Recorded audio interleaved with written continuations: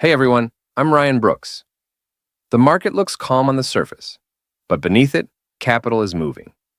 Institutional money isn't panicking.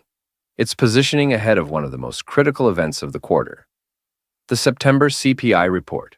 That report will be released at 8:30 a.m. Eastern Time on the U.S. Bureau of Labor Statistics website, BLS.gov divided by CPI. It's not just another number, it's the final major inflation reading before the Federal Reserve's next rate decision. And every institutional desk on Wall Street is watching it closely. Consensus expects both headline CPI and core CPI to come in at 3.1% year-over-year, a number below that could trigger a relief rally. Anything above, and markets could retrace sharply. That's why volatility is rising even before the data drops.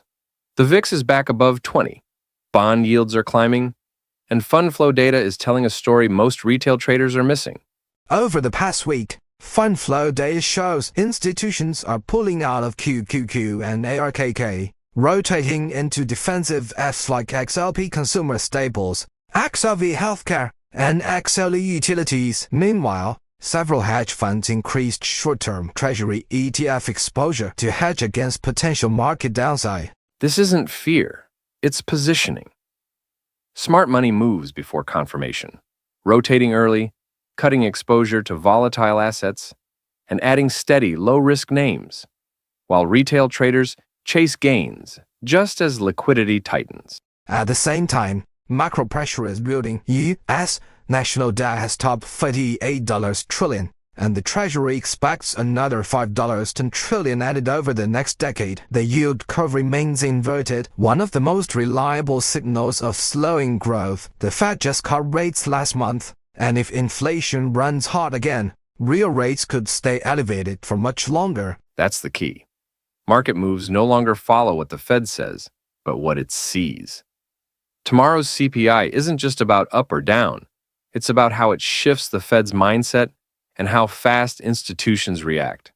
From a trading structure view, if CPI comes in below 3%, that's stronger than expected disinflation, and small caps and cyclicals could lead a short-term rally. But if CPI comes in above 3.3%, institutions will accelerate defensive rotation, the dollar will strengthen, growth stocks will get ahead, yields will climb, and the market will start repricing, cutting future rate cut expectations. That's why fund managers are quietly trimming risk. It's not fear, it's choice. They'd rather rebuild after the data than sit exposed before it. When everyone waits for the same headline, the first reaction is rarely the right one. While retail traders obsess over meme stocks and short squeezes, institutional algorithms have already repositioned. Dot pool data shows rising volume in defensive blue chips, names like Johnson & Johnson, Procter & Gamble, and PepsiCo. Meanwhile, speculative names like Beyond Meat, Aglo, and Rigetti are seeing heavy short interest and capital outflows. This is what real rotation looks like. Money leaving noise and moving towards certainty. It's quiet but precise. This is how capital survives in uncertain times. On a longer horizon, inflation remains sticky, growth is slowing, and corporate margins are getting squeezed. Q4 earnings expectations have been cut by 4.2%. The first back-to-back downward revisions since late 2023. History shows this setup often leads to increased market volatility in the weeks ahead. So the real question isn't whether the market will rise or fall. It's whether you're watching the right signals. The CPI number is just the headline. Capital flow is the truth. I'm Ryan Brooks. Remember, smart money always watches flow before news. Tomorrow's inflation data won't just move prices. It could decide who finishes this year on top.